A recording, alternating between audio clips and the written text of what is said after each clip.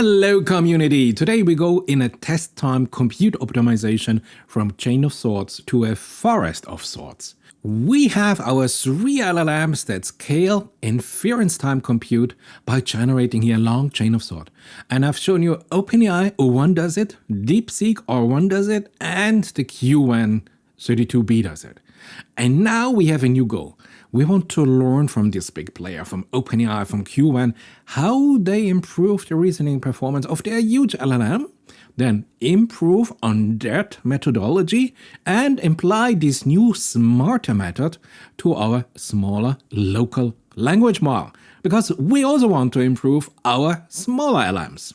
And you might say, hey, isn't this here what Microsoft 4 did exactly? No, interesting not.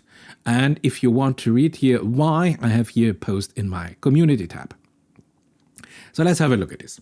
So we want to explore to enhance the reasoning capabilities by our LLM by allocating more additional computational resources during the inference. So this means the task is given. We have here the detailed task information.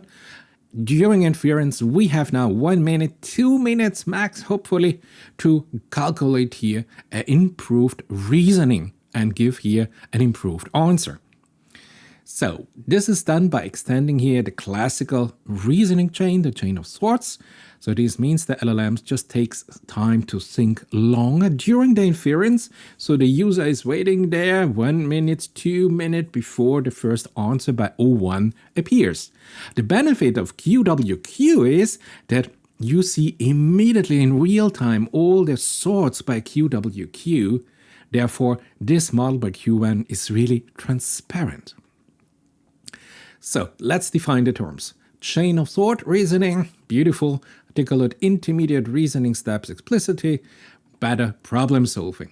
Scaling inference time compute, allowing LLMs to utilize more computational resources, maybe even more GPUs, maybe more time during the inference run, so models can generate multiple reasoning paths or longer chain of thought. And this process enables the model to explore various multiple potential solution paths and select then the most accurate path. Now, we have test time compute, talking about terms. Let's define this. This approach involves allocating additional computational resources during the inference to improve the quality of the model output. So instead of producing an immediate response, like 5,000 tokens per second, the model engages now in more extensive internal processing, generating multiple candidate solutions, performing some iterative refinements and more, and then it gives you the final result.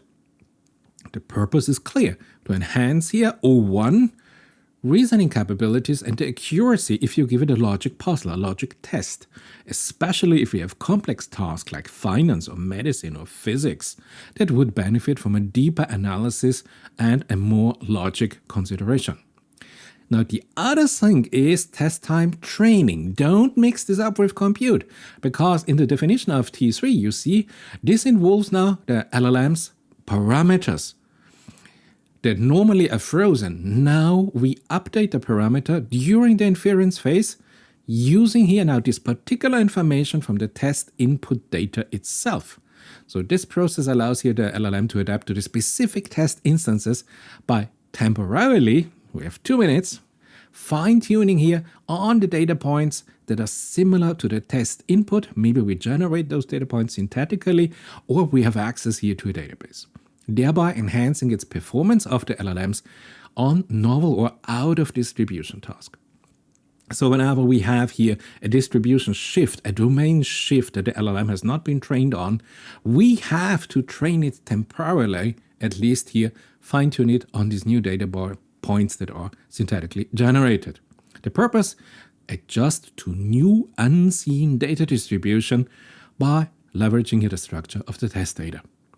If you want to have the complete information about what I just told you, in this video I explain it here in 46 minutes in detail what is test time training T3. Test time training can have improved methodology. If you want to go here for a novel policy reward system with Monte Carlo tree search, or if you go here for an optimized scale inference-based reasoning developed by MIT, those are the 2 videos for you. But we want to talk about test time compute. So we focus on compute. And remember, compute does not involve updating here the model parameters. No way. Those are frozen. Test time compute focuses on utilizing additional computational time resources to refine the outputs. But the knowledge of the LLM is untouched. Completely different with test time training. Here we update the model parameters of our LLM during the inference run.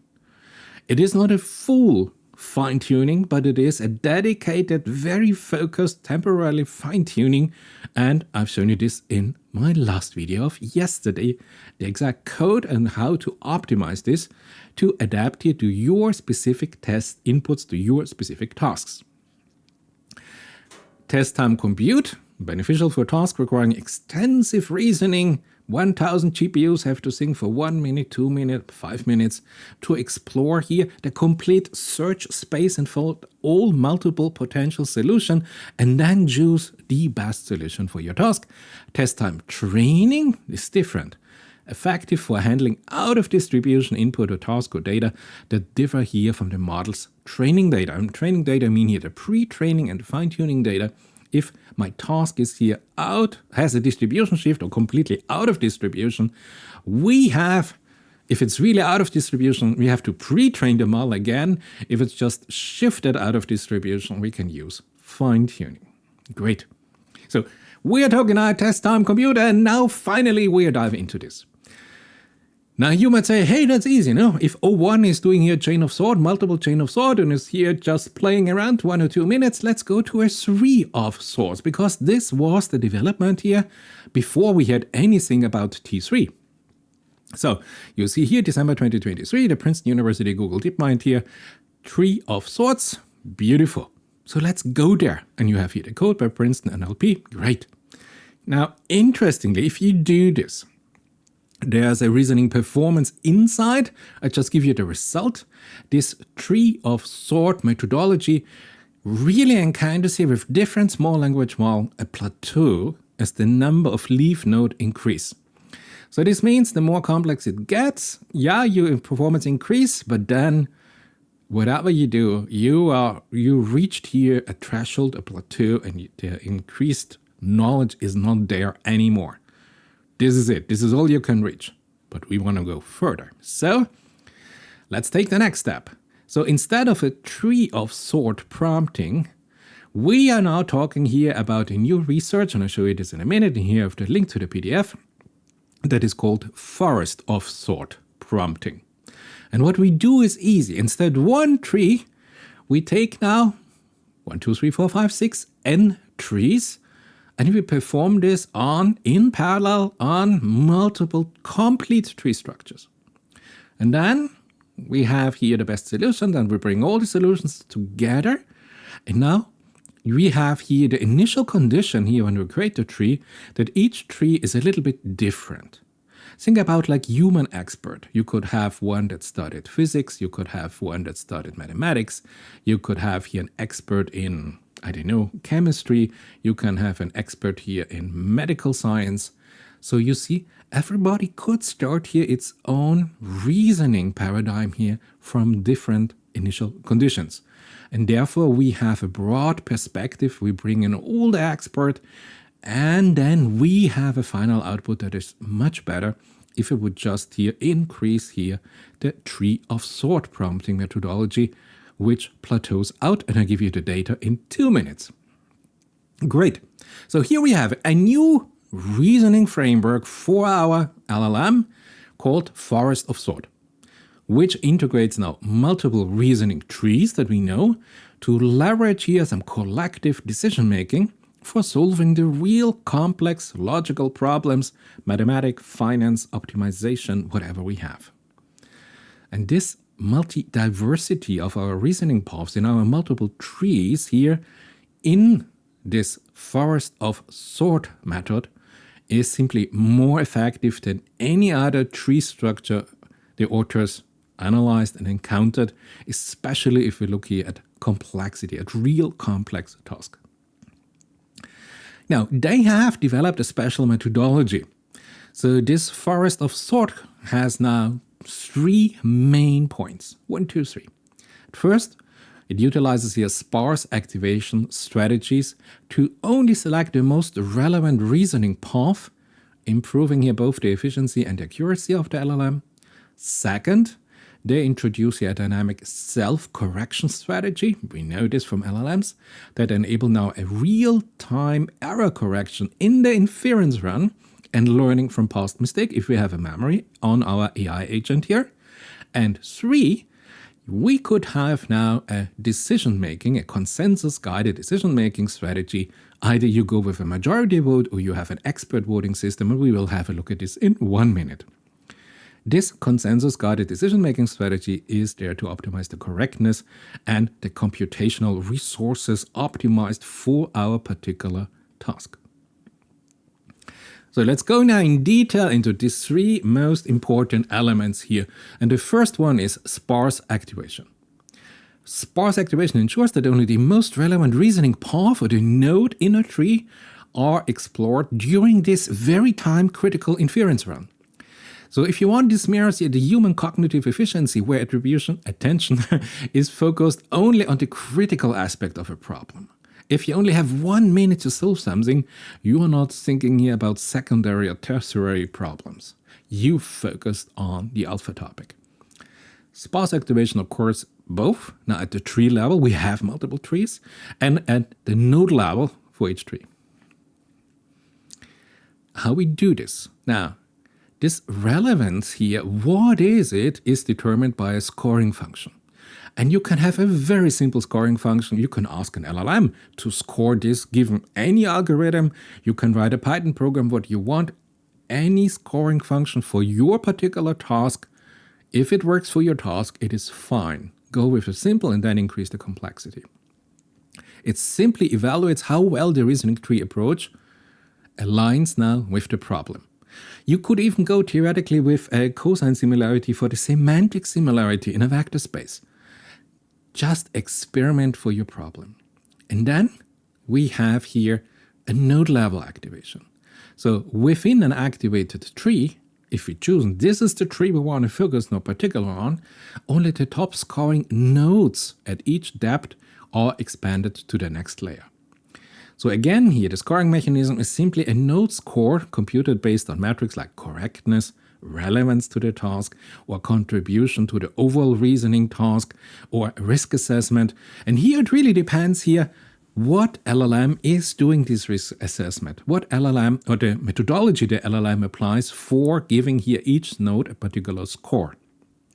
So you see, here you have a wide variety of applying your specific trained LLM, or you just go with a normal LLM. Second part, the dynamic self-correction. This is so important that you're not got stuck in a local minimum. So this dynamic self-correction allows you the system to identify and rectify errors in real time during the reasoning process.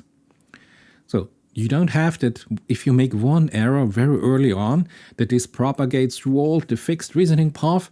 But now here our forest of sort methodology says, hey, at certain time intervals, I will have here a real-time error functionality. And if there's an error, I will adapt. So each reasoning step is evaluated now for its correctness, whatever algorithm you like to implement, using here a free scoring function. And if the score falls below a predefined threshold, let's say 5 out of 10, the system flags this step here, hey, this is not looking good, you have to correct this logical step. And then those corrections are performed either by learning from historical data, if you have somewhere a memory in your agent that you already have some learned experiences. If not, you can have a real-time adjustment. You use here maybe a specialized reasoning model. Maybe you have an AI agent that is specialized here in learning theoretical physics or a mathematical expert. So whatever specialized reasoning model or agent you have, you could integrate it now. You can have now call this system, revisits here this step and proposes here a revised solution. Maybe you decide to do it in code, go to your preferred code editor, and you got here the new input. Again, this is so important because it prevents here the error propagation and the error accumulation over time. particularly if we have multi-step reasoning tasks, this is where all the systems fail, because especially if we do mathematical proofs, if you have an error at the very beginning, all that comes afterwards is just pure nonsense generated by the LLM. So therefore you ensure that the reasoning process evolves rather than remains here static. However, now here, this reasoning process, especially in mathematical complexity, it might be a good idea to go to bigger LLMs that have a real power here, especially trained on mathematical problem solving. Because here, if you have a dedicated small LLM, it might be only trained here on some domains, but maybe mathematical reasoning was not of this dominant domain it has been trained on. So here maybe we have to link up here to some O1 system or whatever you prefer.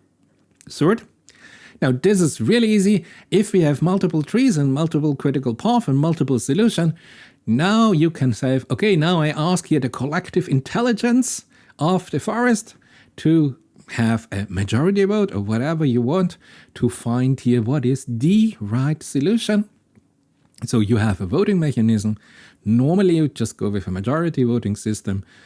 Whatever you want, subtrees of each tree vote on the most probable answer and a consensus is formed across all activated trees. Or if it's really a dedicated task, you might ask here an expert, physics, mathematics, whatever, art.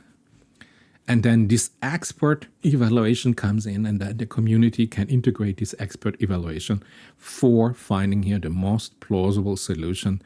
And we incorporate here this domain-specific knowledge from this expert. And this is it. And here we have the publication. Now, interesting, I've chosen this publication because it is from an industrial conglomerate from Huawei. So interesting to see that this global corporation is doing here the research here on scaling for test time compute. So during the inference run, for enhancing the LLM reasoning.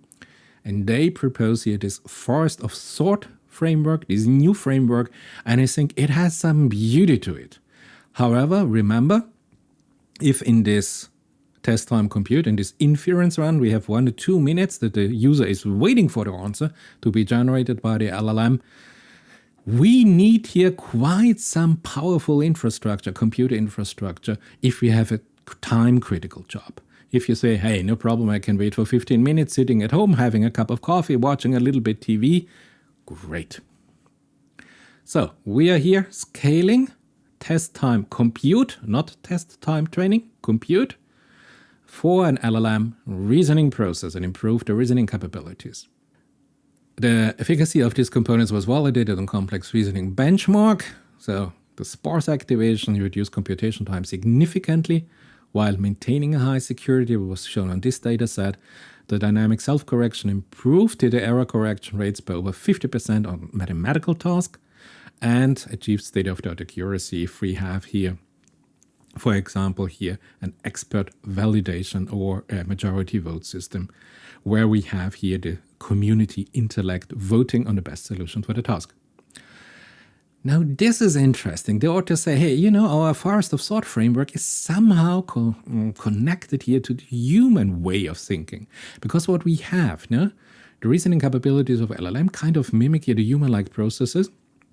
We have here self-attention, 1, adaptive learning, 2, and collaborative decision-making. And the humans have here this analogon, and we have sparse activation in the LLM, the dynamic self-correction in our forest of thought methodology, and the consensus-driven output also in the forest of thought. So what the humans do and what here forest of thought is doing is somehow maybe a little bit correlated whatsoever. Interesting to see that here we have some input maybe also to some human neurophysiological topics.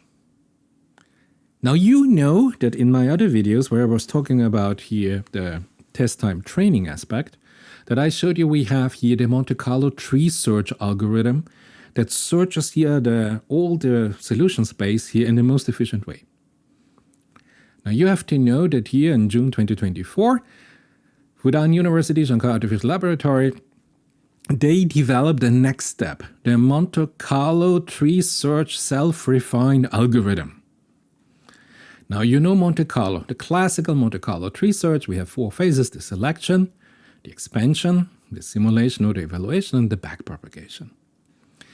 And now, referring now to some work by the University of Washington, here, Carnegie Mellon University, Allen Institute, NVIDIA, UC San Diego, and Google, they defined here the mechanism of self-refine, this iterative refinement with the self-feedback.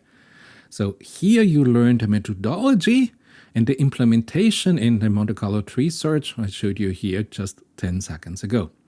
So if you read all of those papers, you understand that now we have a new, adapted, more complex Monte Carlo tree search R methodology. And this is here this self-refinement structure implemented in the Monte Carlo tree search. So we have now different phases. We have the initialization, the selection. Now we have this self-refinement, Madan. I just showed you this here.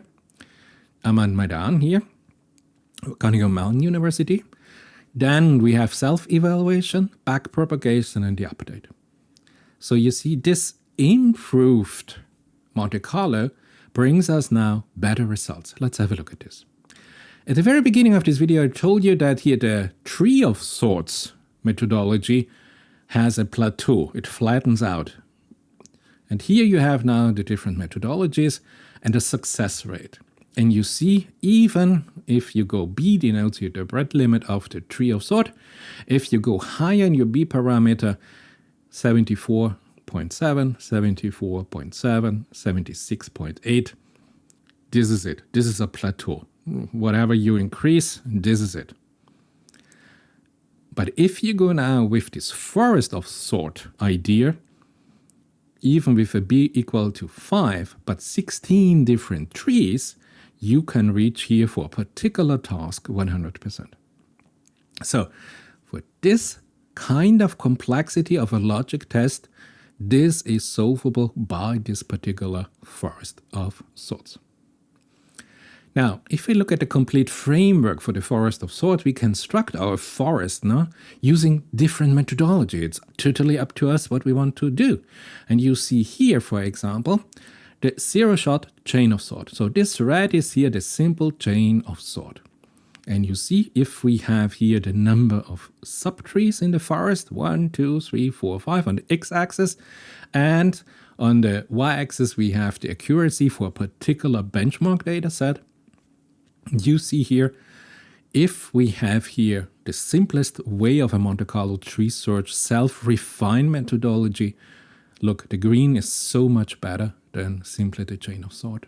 So much nicer if we implement here this forest of sort framework with a Monte Carlo tree search self-refined methodology. And if we go to higher rollouts, yeah, it kind of, we're above 95% or so, close to 100%. And I do expect that it is plateauing out asymptotically, coming closer to the 100% mark. So you see, the performance is significant, at least for this kind of data set with this given complexity and with this given mathematical multi-hop reasoning process. Now, the next step was that the author looked and said, how dependent is this on the models that we use, an LLM? And look, they looked here at the Llama 3.8b, at a 9b, and at a 7b for Mistral. And they found quite some beautiful scaling laws. And they say, hey, this result here, of course, only 3 miles, but at least demonstrate here a clear scaling law. As the number of the subtrees in the forest of sorts increases, the model accuracy improved significantly. So this means it is a good idea to have multiple experts as trees if you want. We bring in different perspective from all the different trees that are our experts. And then we combine everything, and here the cumulative reasoning, if you want, by the community as a whole, integrating here all the expert opinions, might lead to better results. Independent if you take a Llama or a Mistral model. Great. Yeah, and this is it for today. So again, test time compute in the inference run when we have the real test data. The system, the LLM, is now going, okay, I have to improve myself. And in the inference run, now we have a better idea. We will not use the chain of thought methodology, but we could switch to this forest of thought methodology that is computationally more challenging, but we have some ideas how we can optimize this so that it will work on our smaller language model. I hope you enjoyed it. Maybe you got some new ideas. Maybe you want to try out something yourself immediately. It would be great to see you in my next video.